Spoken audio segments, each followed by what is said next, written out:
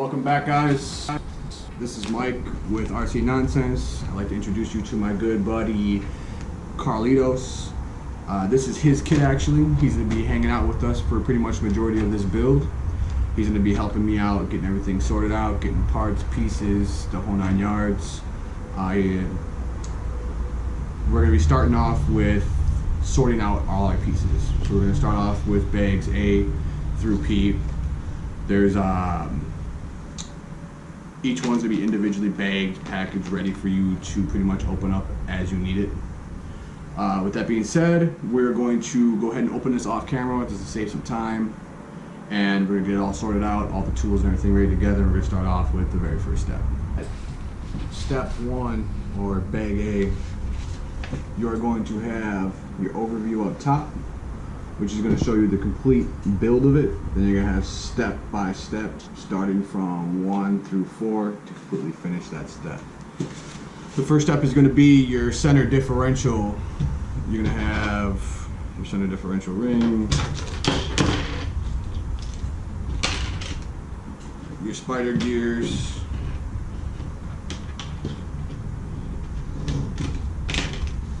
and your 4 screw caps, as well as your gasket, your seals, your bearings, the bar that the spider gears ride on, and your diff cup, and then your out-drive cups. The first step is going to be finding the rubber rings. So you're going to have a rubber ring, you're going to have your top of your spider gear, you're going to have a metal bracket, you're going to have one of your seals, you're going to have your diff cup, you're going to have a bearing, and one of your drive cups.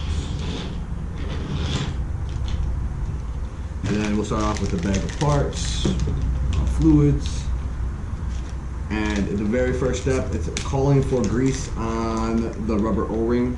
The reason you're going to grease that, make sure you take time and grease it, is so it creates a nice good seal on the diff cup itself, so you're not leaking fluids everywhere and you're trying to figure out what you went wrong at. Save yourself some time, grease it up. This is a little bottle of grease, just a tiny little amount does the deal. You ain't gotta go crazy and start spraying grease everywhere, get inside the cup, nothing like that. Just a tiny amount, grease the grease the seal. The seal is very, very tiny. And then you're gonna go ahead and grease it, and that's going to be the very first step.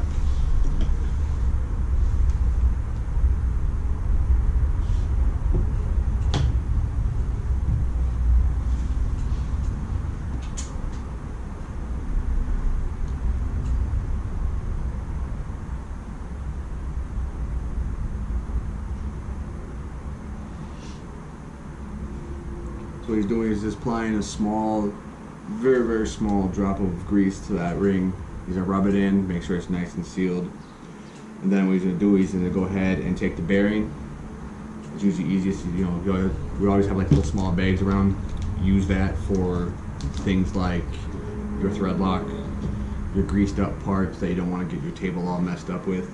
So once it's all greased up, he'll just set it down there. He's gonna grab the bearing, stick it to the bottom of the diff cup.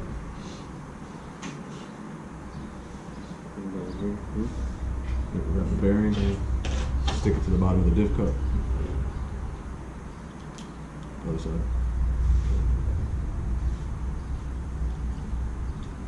Then he's going to put the drive cup through the bottom of the diff cup.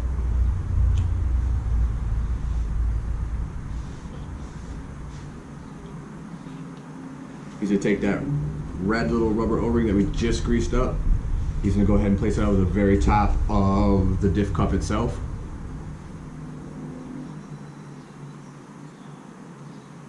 And it's like there's a little groove, if you look on it, there's a little groove that it sits on, and that creates the seal.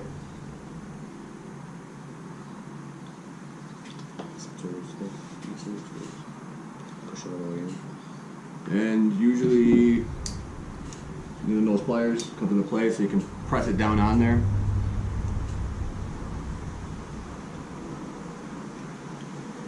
Now he's going to take the washer, a little black washer like this. That's going to go over the top of that rubber ring. That's going to go ahead and be pressed all the way down to the bottom of the cup. Then the metal set pin will go into one of the side of the hole. You'll see the very top of this hole. You can see it. There you go. There it goes. There's a hole there.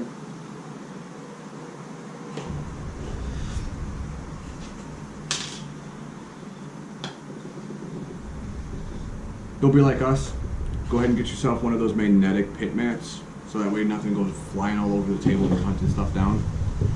That's usually no fun, especially if it's a crucial component that you have to hold an entire kit to replace. Especially things like these little tiny spider gears.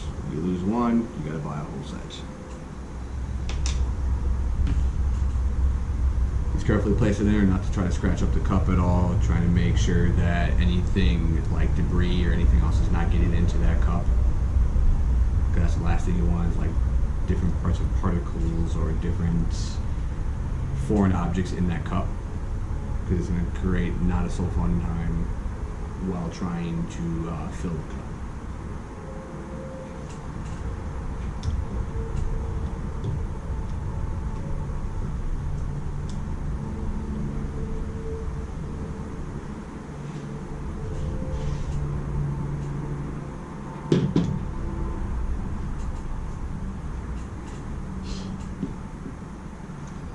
Goes right over the top of it.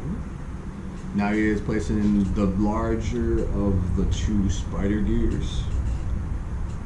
That's going right in the very top of the disc cup. That is step one. The very first step is done. Now we're going to do step two, which is going to be the actual placement of the small spider gears. You're going to have the cross section. You're going to have the 4 tiny spider gears.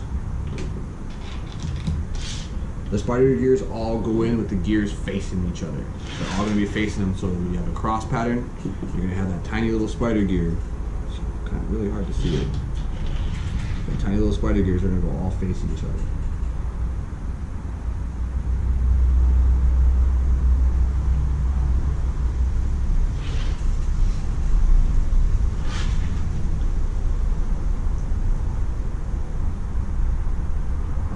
Now they're going to go inside the groove.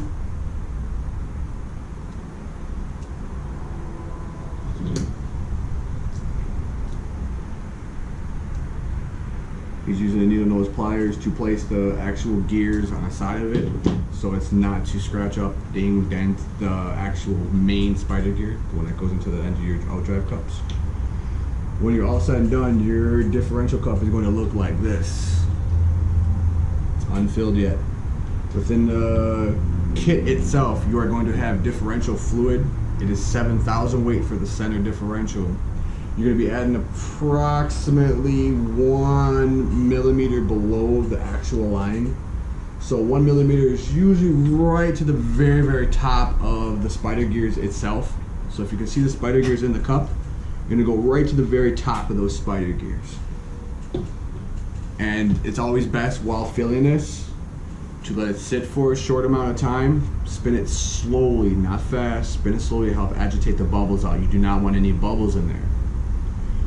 He's taking his time. So what he's doing is he's taking, because it's a cross pattern, he's filling corner to corner to corner in between the gears to help that oil settle into the bottom of the cup.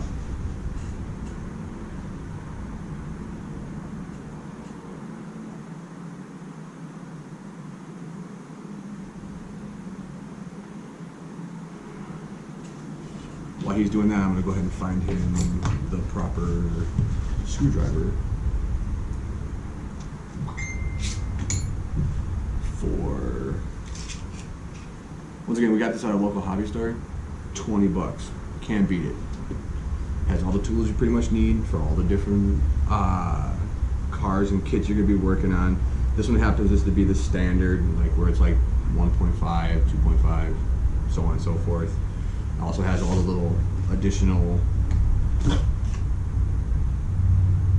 cups in it. 20 bucks. Can't go wrong with it.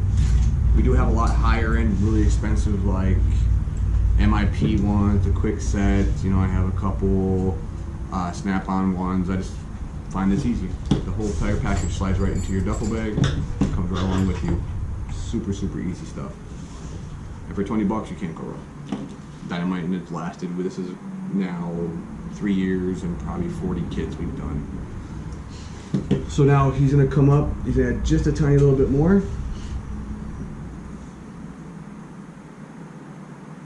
So we're taking to make sure that he has just enough, because if you overfill it, you're gonna create pressure, so when it starts spinning or is trying to go ahead and break that differential loose, what's gonna happen if there's too much in there, it's gonna create binding issues, and it's gonna separate the spider gears off of the actual gears themselves.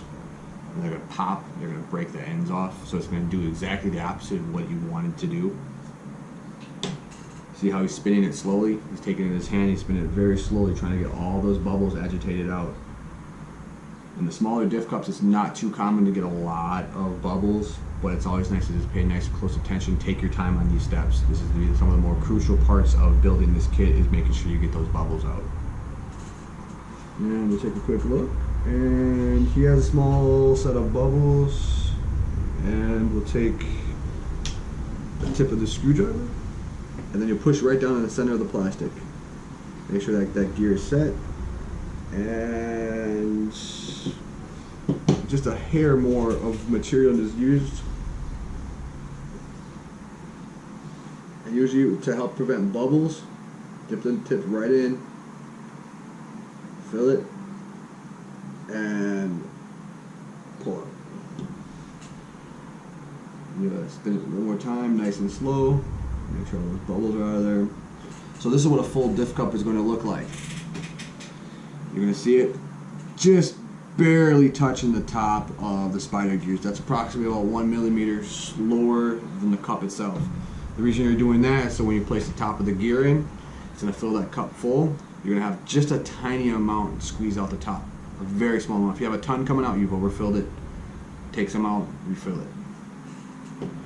So now we're going to let that sit for a moment. We're going to go ahead and we're going to get the top part of the differential case, which is going to be the top of your spur. So this would be your spur gear. You're going to go ahead and have the other end of your plate. You're going to have that other side of your little pin. You're going to have your other rubber bearing, or rubber seal that you're going to put grease on. You're going to have your 4 screws, your rubber bearing, or your ball bearing, and your seal.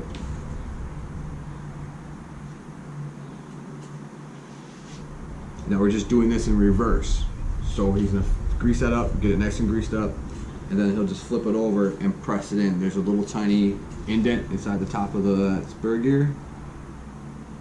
You can see it, a little tiny indent. What you do is you come in, push it right on into the top of it with his thumb.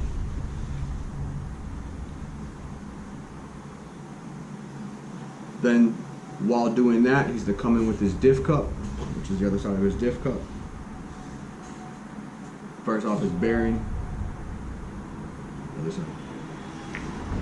Put your bearing on. He's going to put his bearing on, then he's going to go into the top of the spur gear.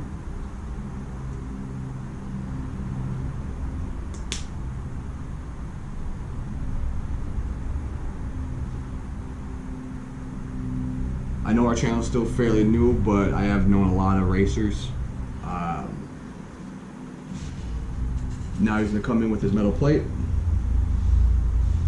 then the pin, and the top of your gear, then your seal, and your 4 screws. And with a lot of kits, like the Locy's, the Associateds, there's a couple other that are escaping me off the top of my head. But with those, usually after your first few races, you're going to either be checking your bearings or going through the tolerance. Whereas the Tekno bearings, the Tekno kit itself, it usually holds its tolerances extremely, extremely well over the course of many, many races before you even start considering replacing stuff. So he's lining up that seal. Make sure that all 4 of those screw holes match and they're seated and it's sitting nice and flush. Now he's going to take it, he's going to flip it up, line it up, with the top of the differential cup.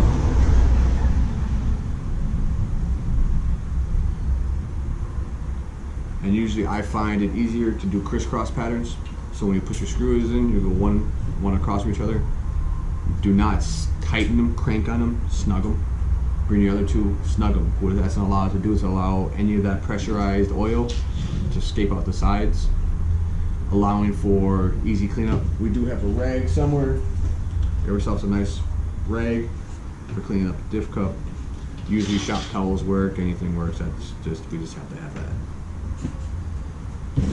Here's his screwdriver. That screwdriver is actually going to be, I believe it is a 2.0.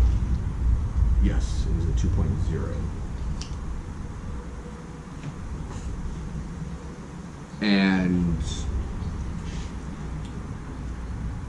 things that focus on greasing wise is going to be usually they ask within the book to do the cup itself. If you look on it, look at the very bottom of this. See how it's saying it's asking to grease this cup? If you do the actual seal right, you don't need to grease it. A lot of people are like, oh, well, you have to do it. No, that's a common mistake, because if too much grease, you're actually going to be causing more harm than good, because that grease is going to feed itself into your differential oils and it's going to emulsify. The grease and oils do not mix well.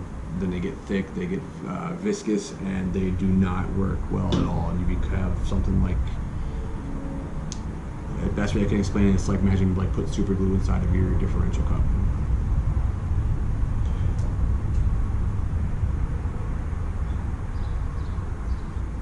As we're progressing, we're going to be explaining when and where we're adding thread lock. Sometimes we're going to add thread lock to places within this kit that it's not asking for. The reason behind this is that through trial and error, we found certain screws to come loose, certain parts of the kit that could just use that little bit extra part of thread locking, just a little bit of extra attention on our behalf to kind of get it nice and snug, to have a nice perfect fit.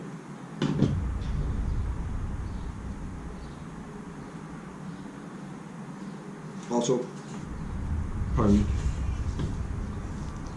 in the bottom right hand corner, it's going to tell you all your hardware. So it's going to tell you about your 4 screws, your 2 rubber seals, the 2 metal plates that's helped that seal sit properly, and your 2 bearings. That's going to be on every single page. You're going to go ahead and you're going to have a complete breakdown. So how Tekno usually does a build, at least from my experience on the buggy, the truggy, now the short course truck, and I believe the super light, they usually always start off with the very front of the car and you work your way back towards the end. It makes things a lot easier because you're focusing on just one part, unlike a low-C where they have you put all your arms on before the whole entire kit's done. Not knocking low-C, I'm a total low-C fanboy. If you've seen some of our videos already, I have like every single low-C out. So that being said, can't knock Tekno. Tekno is one of the better kits to build out there. It's one of the more easier ones to build as well.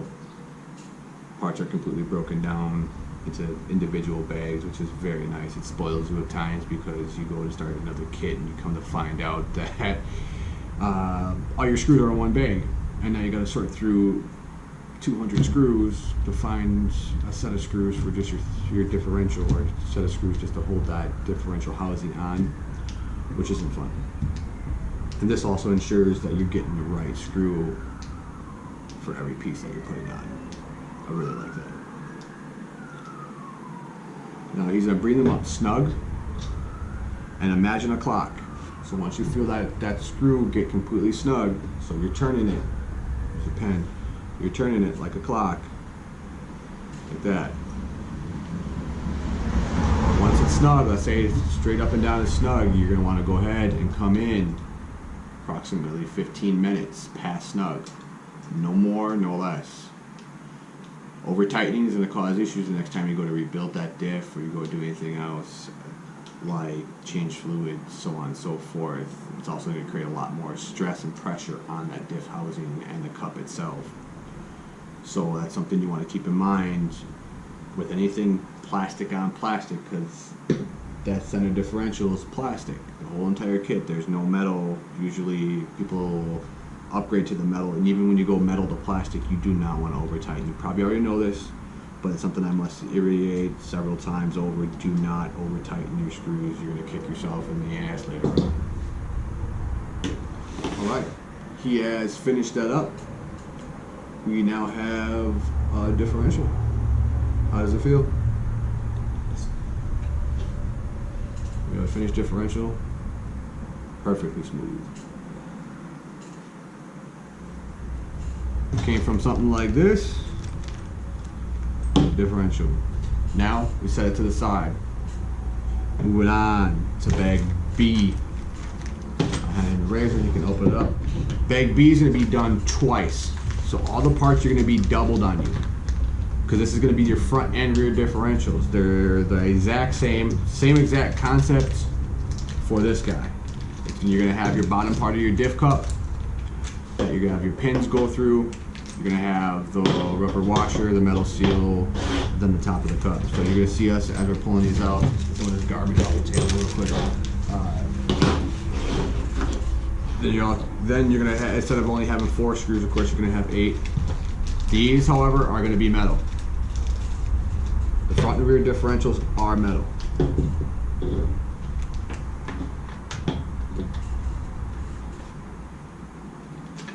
And there is nothing, once again, these are exactly the same front and rear. Exactly the same.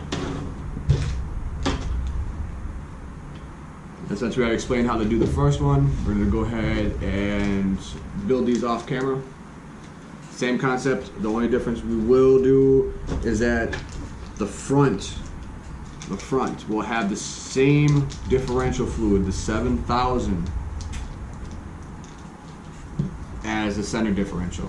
So your center and your fronts will both have 7,000 weight differential fluid. The rear will have 5,000. As we're tuning, we'll explain why the fluids are what they are and why they're in the order they are put in. Also, as well as the shocks, we'll explain why the shocks have different fluid all around. With that being said, we will see you at bag C. We just finished up the differential builds. You're probably asking why one of these have tape on it. And that is so if we do somehow get something messed up or mixed up, we know exactly which one's the front and rear. Use your rule of thumb, put a little piece of masking tape, pulls right off. Doesn't do no harm. Right around the top of it, so that way we know this is the 7,000 weight front differential. Then we have our 5,000 weight rear differential, and then we have our 7,000 center differential. We still have left our 350 and our 200, which is going to be our shock oils, and a nice little bottle of thread lock. So we finished up bag B. We're now going to start on bag C, which is going to be the actual building of the differential housing and the shock tower. And it's going to be 2 cases that go together. And you're going to have your bearings, you're going to have your differential shims, you're going to have your set screws, and the shock tower itself. Key component is your grease. This is going to come into a big play here. You're going to want to go ahead and get those differential ring and pinions. We'll go ahead and show you what the ring and pinion looks like. We'll get that bag open for you right now. You're going to have bag C, which is going to be the whole bag of components. Give it to my buddy Carlos Litos, and he will be opening that up for us.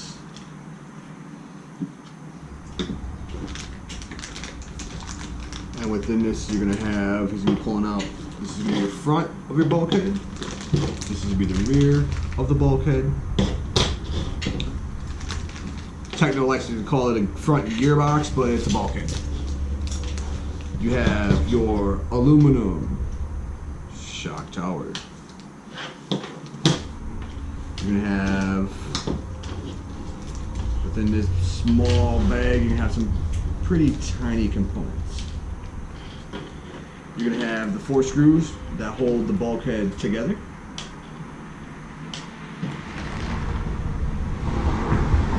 You're gonna have your differential shims. Very, very thin differential shims. I always recommend that when you start off shimming, you're gonna shim just what the booklet recommends, what the kit recommends, and go from there. If you're having slop issues, if you're having play, then you'll go ahead and you order yourself some more of these differential shims.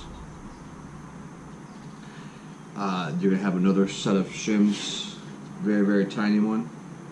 This one goes in between the bearing and the cup itself, the outdrive cup that goes into the center differential. Then you have yourself a small grub screw. That grub screw is going to take care of this is actually your drive cup that goes into the center differential. So how you're going to do it, you're going to start off by taking the set of bearings that are within it, putting a set of bearings in the front and rear of it. Just with a step when your thread lock's going to come into play.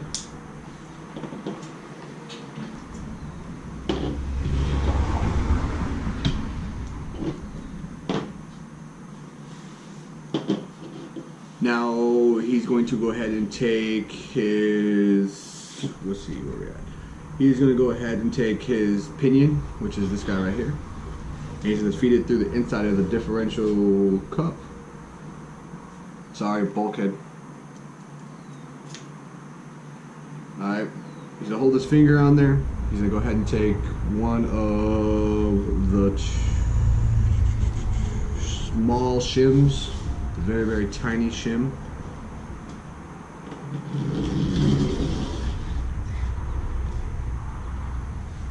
Once again, it's one of those things, made neck mats pay for themselves. They really do. Now he's going to take note on this cup. On the actual pinion itself, the long pinion, there's going to be a flat spot. You're going to be looking for that flat spot. You're going to make note of where that flat spot is. And then usually what I like to do, I'll take my diff cup. I will take my small little tiny baby grub screw. I will take my driver that obviously isn't the right driver.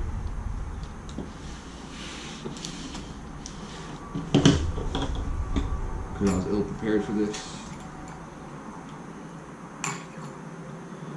And this should be your 2.5, which is going to be the one I'm looking for. Take your thread lock. Not only a dab on one side, you don't need to go ballistic with it. See the small dab? The tiny little dab. You ain't gotta go completely crazy. You thread it through the diff cup. You're gonna look inside of the back of the hole of that diff cup, and when you want to have so that the tip of the threads are not touching yet, but you can see them. And what's going to happen is you're going to go ahead and find that flat spot, screw it, you're going to snug it down, and remember the 15-minute rule. Bring it 15 minutes after snug. That's all you need. You don't got to go crank it on, you can start stripping screws. That's what thread lock is there for. It's there to stop that screw from backing on out. I usually always recommend, if you're going to go ahead and do a build, give yourself a minimum of 24 hours to let all the thread lock sit and adhere. I usually give the 48-hour rule myself. I build a kit, I give it 48 hours to do everything, seal up and lock up, let all the differential fluids, everything sit. Usually when I'm building my shocks, I usually let the shock sit for about a half an hour to 45 minutes just to make sure every last bubble's out. Top it off, put the cap on, bleed them, done.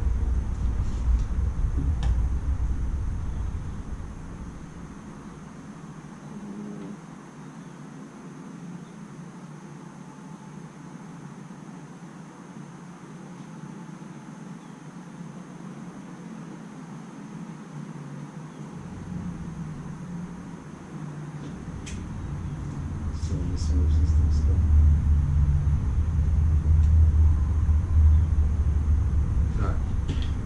Then after he is done setting that screw, the very next step, what we're going to do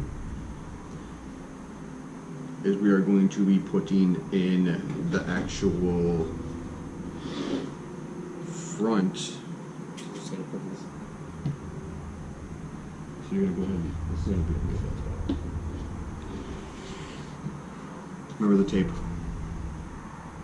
It's always wise to do it while building the diff, just to make sure that you're not grabbing a rear and come to find out that your handling is complete poop, and you have to find yourself rebuilding the front and rear, taking them apart, not the whole kit, but just pulling off the fronts and rears, which is usually never fun, because with a Tekno, the front of the bulkhead usually holds the shock tower.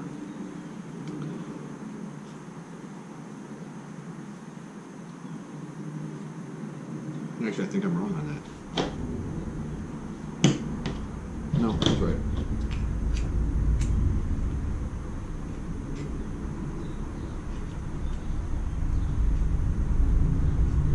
I'm wrong. I'm completely wrong. I'll admit when I'm wrong.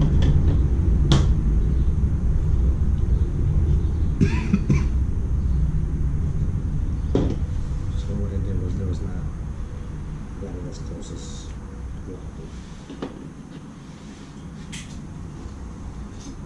And then we'll check out for fit and finish.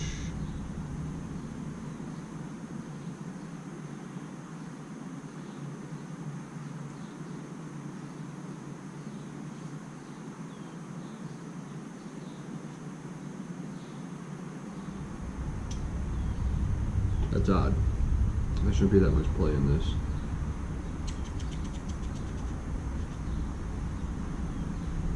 I'm gonna check something real quick while we're on camera. Just to verify real quick that I'm seeing the same thing he is.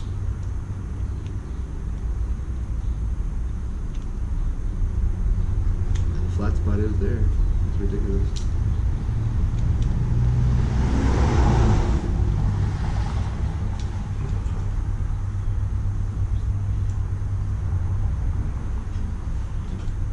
Alright, so we have a little bit of play.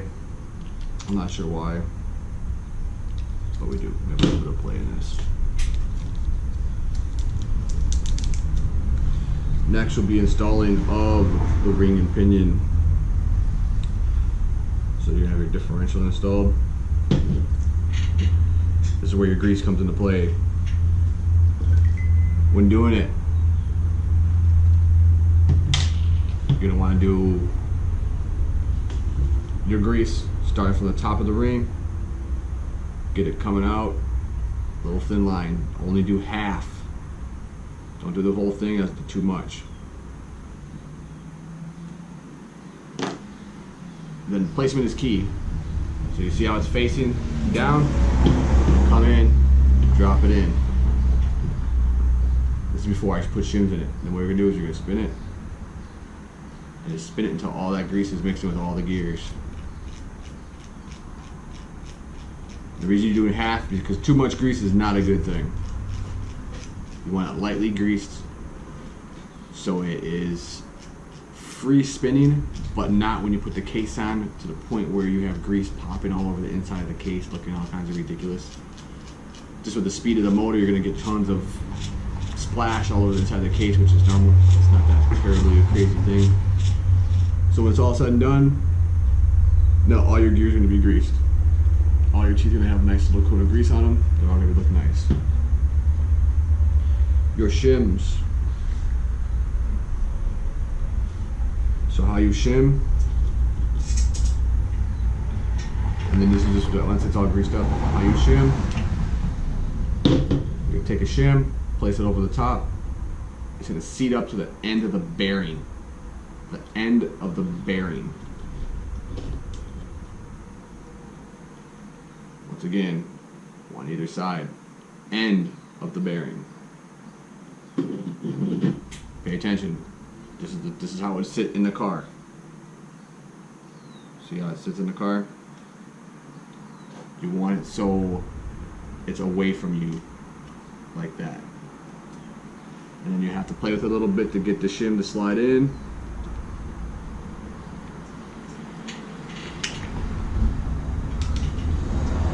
Make sure you get the shim in and then don't do what I did. And don't do what I did again.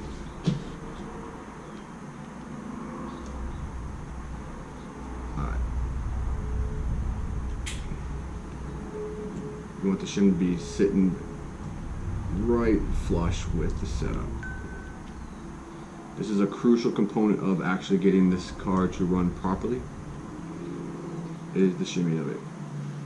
And usually I find out what you do is you'll come in, and so he can see it too, so this is his truck. You're gonna come in, you're gonna spin it slowly, and you're gonna slide it right behind the plastic. Sometimes it helps if you go ahead and take, whatever the X-Acto knife is, take the X-Acto knife or whatever you have that's real thin, come in, and help it slide underneath.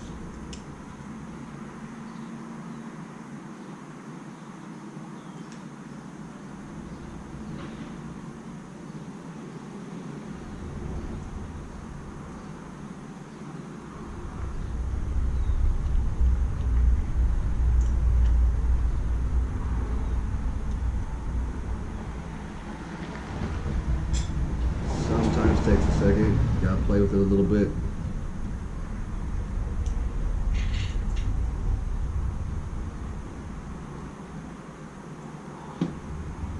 It's not uncommon for these to like warp out a little bit and be like kind of like protruding just a hair, but it slides in right behind. There's a little plastic lip, and what you're doing is you're eliminating all tolerances on that. When you come in with the top of the case, you're gonna come in on an angle. So let's see, as you can see this, you're gonna come in on an angle. See how I'm coming down on it? You're gonna come in on an angle, push against one side, how it sits, and the other side's gonna come in. You just come down. You're gonna have a little bit of play. Once again, your X-Acto knife comes into play on this. You're gonna slightly tap it around until it slides in.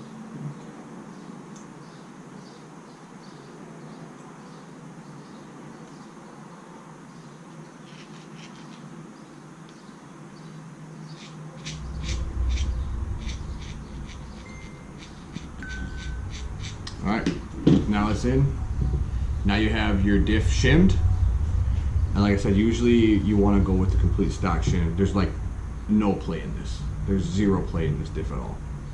On either end. There's no play. All the play is gone. Then your final step is you're gonna go ahead and I guess you're gonna mount the two top screws.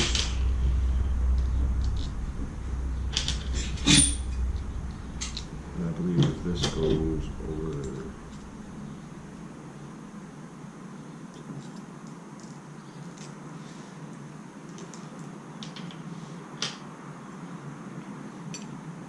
Like that. Alright, yeah, that's right. Apologize for not being as talkative as I should. There's not really any direction specifically that it needs to be facing. I'm just gonna start this real quick, just so you kind of see how it goes, and I'll let him screw it down. And then these two screws go to the very top of the case. The key component is taking your time with shimming, because they're very, very, very thin. And what can happen with them being thin is you can break them. He's just finishing tightening up the rest of the screws on bag C, step 3 technically. We are going to finish that up. There are notations in the manual saying that you may not need to shim. I usually always shim. I don't like play in my diffs at all, especially on my race trucks, my race cars, period. Diff sloppiness is going to lead to steering problems, traction problems, early wear of diffs, so on and so forth. So, look. This,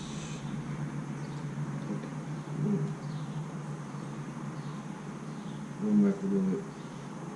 You screwed it into the wrong hole. You just screwed it at the top of the diff case. The diff case separated.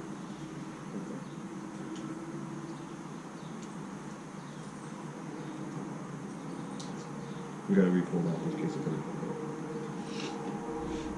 And that's the thing too. He misunderstood what I relayed to him about putting the top of the screws into the diff housing and the shims, and this will be a prime example. We can actually get a nice error, and that's part of building, is making errors, learning from your mistakes, and then just overall taking your time on the kit itself, because if you miss something, you're going to kick yourself later on for just not reading over everything and understanding the concept of it. And that's mostly my fault for not explaining and putting the screws in right away. The everything around the housing can stay. So, and this is where it's going to come into play again, so you gotta make sure the bottoms are really set, right? So the shims on the diff came out.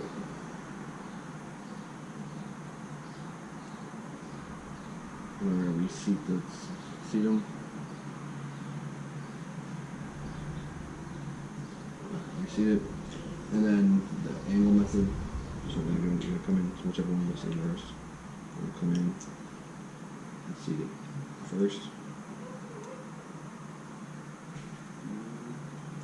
So that's seated nicely. And then we'll come in and take your top in there. And just push it out so nice and loose. And then reseat it. Now it's reseated back in the thing.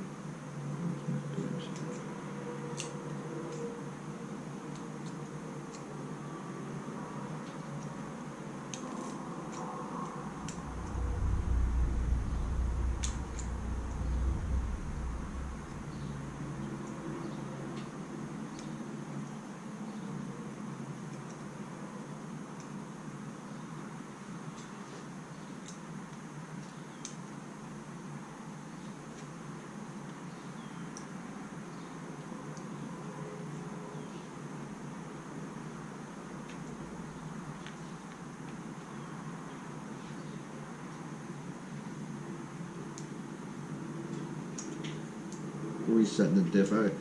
I wish I had another camera to get another view so you could have an overtop view of what I'm doing to place this shim in. But sadly, with our current situation, we do not. In the next upcoming weeks, we're going to be adding more cameras, better cameras. Better stands, much better lighting, because the lighting sucks. I know I've heard a couple complaints already that the lighting is complete trash. But we already know about it. We are addressing it. We're working on getting things set up so that when we do start doing more builds, we're not going to have complete and utter frustration trying to show what we're doing and try to get our pull across. There we go. It takes a little bit to get these all seated and done properly, to get the proper shim. As I was stating earlier, taking your time, get your results. It's not, also too, if you know you're going to be shimming often, you can go ahead and place these under the bearings as well. It's not recommended, but you're trying to see the bearing, not a tiny, thinner than a razor blades type style shim. And now the shims are all back in place. It looks like to me. It looks like they're pretty good. I'm gonna hand you this. Keep it pinched. All right. Apologize, a little hiccup in there, but there's always going to be hiccups and stuff while doing this. We're going to go on to the next page, which is going to be the rear gearbox. Same exact concept. The front and the rear are the same build, same type pieces, same everything else. Once again, to speed along the process, we're just going to do it off camera. Anything that has doubles to them, we're going to do off camera. If there's anything different, like if maybe we didn't shim something on the rear compared to the front, we'll make sure that we let you know and show where we did or did not shim. As far as thread locking, nothing up there. It's metal on plastic again, nothing metal on metal yet. And as he tightens them down, remember, can't stress it enough, snug, 15 minutes. Don't overcrank it. Let the screws do their work. You go anything past 15 minutes, I mean, you can probably squeeze away with a half an hour every time, but you're going to steadily pull on those threads, and what's going to happen is that plastic is eventually going to give way, and the threads are going to go ahead and pop out on you in a jump or something like that. That's something you just don't want. But what we're going to do is we're going to go ahead and get the differentials done, and we'll come back for step E. Alright guys, we've just finished up the rear bulkhead and shock tower. And so you can see the slight differences in between the front and the rear. We're going to show them off. This is a front. It's going to have a little bit of a smaller shock tower than the rear. And the front's going to have a little bit more of an angle coming off the front of the outdrive cup. So you're going to see this guy is going to have just a little bit angled up, a little bit more. Put it side by side. There's angled up just a tiny little bit more. So it's easier to tell them apart. The front has no holes on the side where the rear does. You can see it. And the hole I'm talking about are these holes right here. So this is going to be your rear, the one that has the holes on the side. Front. We're going to set these aside along with the center differential that we already have built. We're going to set this over to the side. Now we're going to start off with bag E. As my buddy's already doing, he's pulling stuff apart. Now you're going to start running into the pieces that are all one unit. Example being your arms, which you're going to cut them off.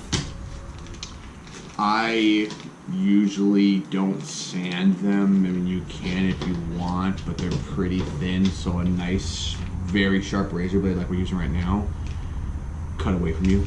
Don't cut towards yourself. Don't put your thumb in the way because these blades are very, very sharp. But you're going to cut them off, trim them out. Depending on how the fit is, we may or may not take a number 14 drill bit and drill out where the hinge pins goes, because you do not want the hinge pin to grab the plastic and lock it in place. You want the arm to float over the hinge pin. You do not want the hinge pin to float inside of your caster box, because that's going to cause premature wearing, and then what you're going to have is you're going to have slop in it where it wiggles back and forth. So also I do recommend very, very, very light grease. So like take a lot on your fingertips, rub it along the bar. If you can feel it floats freely, you're fine.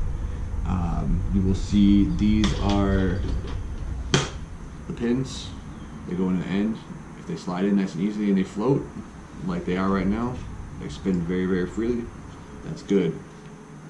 The rear one, same concept. Spins very, very freely.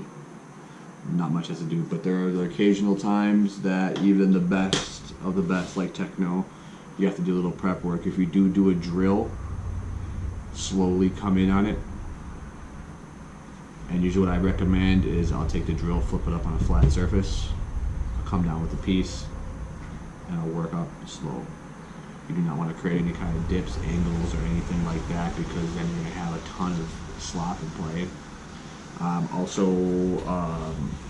a 4mm reamer will do the trick as well. Similar to a drill bit, but it has a handle on it. You come in, it's just like a sanding bit. You come in, twist it, pull, make it nice and smooth, and with that you'll have that free floating arm that you're looking for. These are going to be all your adjustments for your fronts and rears. What these do is they go in the end of these blocks, and it gives you your geometry for as far as your anti-squat and your toes. Your natural toe, not the actual toe in that you do with the adjustment of the control arms or the. I can't think of the name right now. Sorry, even I draw blanks.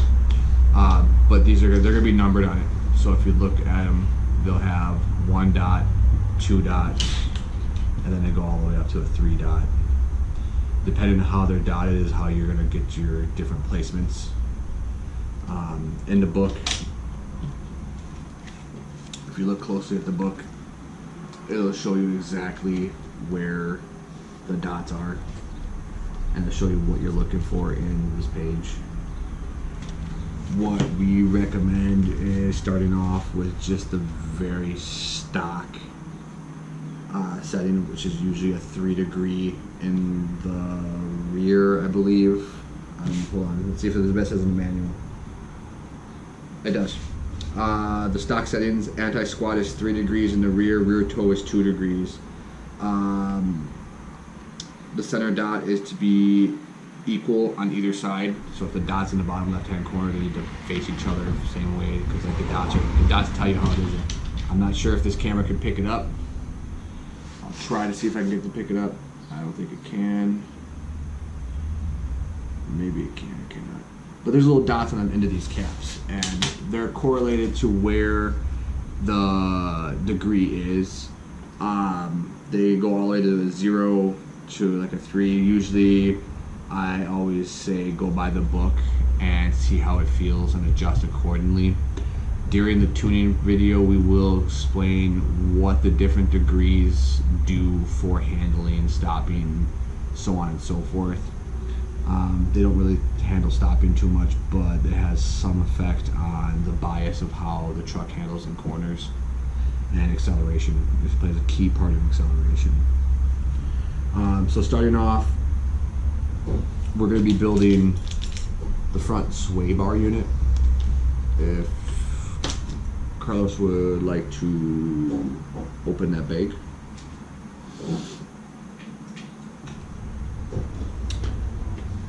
And I don't know if I have a micrometer.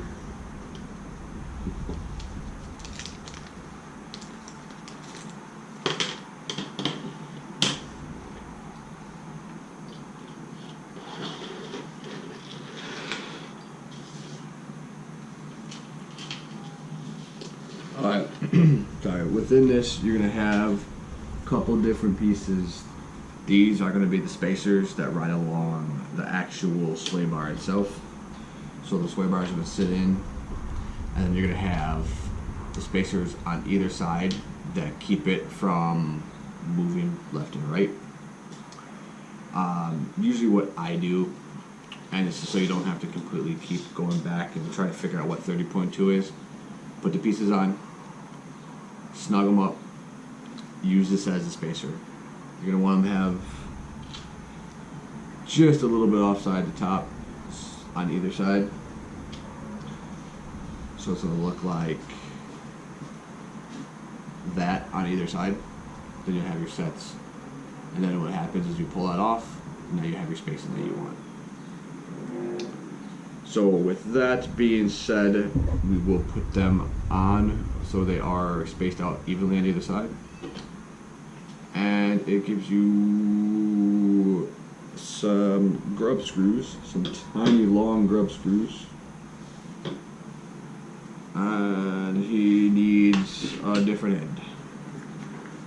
It's most likely gonna be, I want to take this one.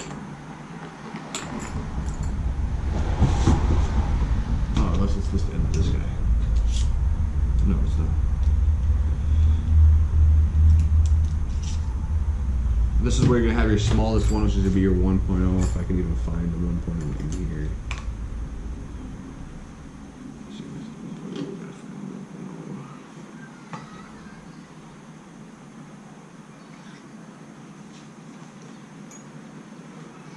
And that's not, this isn't the right size.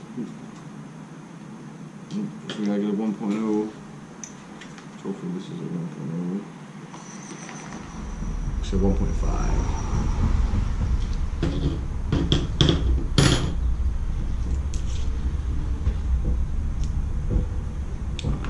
410.5. And there's 2 holes in it, in the end of those. The holes are not really mattering which side you put it on. You just thread it into it. They are plastic, so it's one of those things. Don't over tighten it when it's on the actual truck itself. That's usually when we'll do the final adjustment of those little spacers. They don't need to be cranked down, just snug enough to keep it from sliding left and right.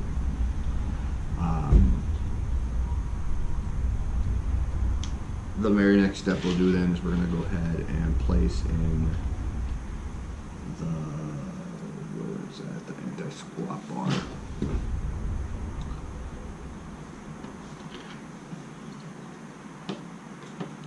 And in the back of these anti-squats, those are actually anti-squats. They are the kingpin retainers.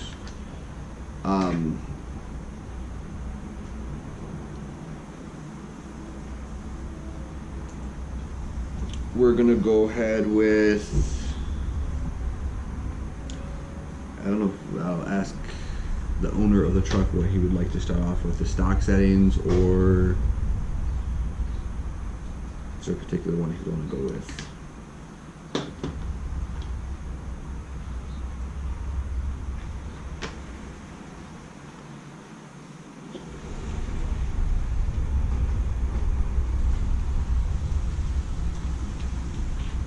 I think we're going to go with stock ones. We're just going to go with stock starting off top.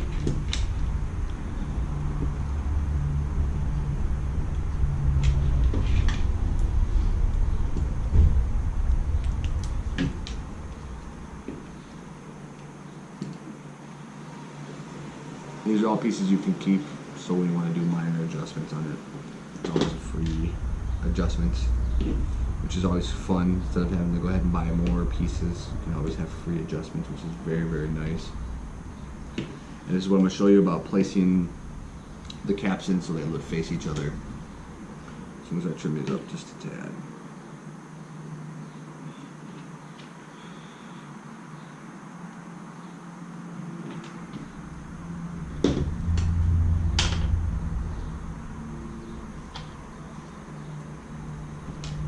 While placing these, it's important to have these facing the right direction. There's going to be little cutouts for them. So you're going to look at it, you're going to see like a little dot. It's going to go in, and it locks in. I don't know if you ever hear that click. And you're going to look at it, you're going to see where it's locked in, and you're going to click it again. Do the same for the front. And remember,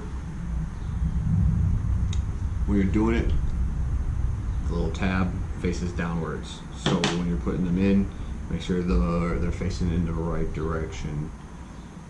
And this is going to give us our 3 degrees that we're looking for. I wish you guys could see this better, but within this, they're both facing downwards. It's hard, really, really hard to see. Actually, you can see them a little bit. Let me see if I can get the light again. You see the little dots inside there. The little dots are facing each other. And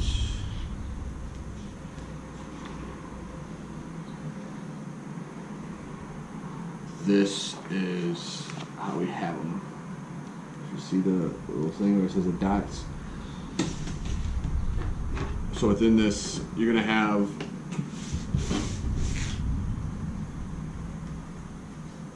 the rears are going to have the dots facing themselves. I apologize, I have that mixed up. The rear is going to have dead center, and then the front is going to have the 3 degree arc. It's going to give you your 3 degree angle. Otherwise, if you have them both facing each other at 3 degrees, they're not going to fit. So now we will come in and we will start doing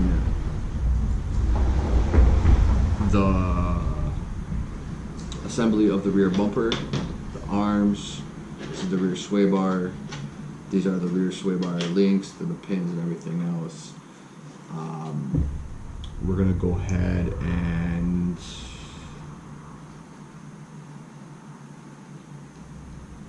get everything set up for the next piece.